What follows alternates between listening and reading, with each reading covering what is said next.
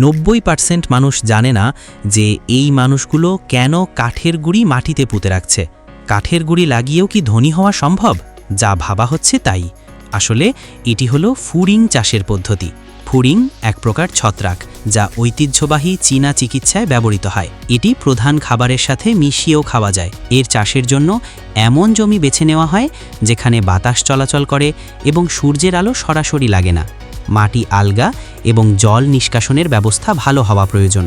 প্রস্তুত করা পাইন কাঠের টুকরোগুলো নির্দিষ্ট আকারে এবং দূরত্বে সাজিয়ে রাখা হয়। তারপর আগে থেকে প্রস্তুত করা ফুরিংয়ের ছত্রাক কাঠের গুঁড়ির সাথে লাগিয়ে দেওয়া হয়। শেষে মাটি দিয়ে ঢেকে দেওয়া হয়। এই পুরো প্রক্রিয়াতে প্রায় 1 বছর সময় লাগে। তারপর ফসল তোলার জন্য প্রস্তুত হয়। জানা যায় যে সঠিক পরিচর্যা ও প্রযুক্তি ব্যবহার করলে প্রতি একরে ফলন 8000 জিন পর্যন্ত হতে পারে। প্রতি জিনের বাজার মূল্য 40 থেকে 100 ইউয়ান। তাহলে প্রতি একরের মোট উৎপাদন মূল্য 8 লক্ষ ইউয়ান পর্যন্ত হতে পারে। যদি বড় আকারে চাষ করা হয় তাহলে ধনী হওয়া কঠিন নয়।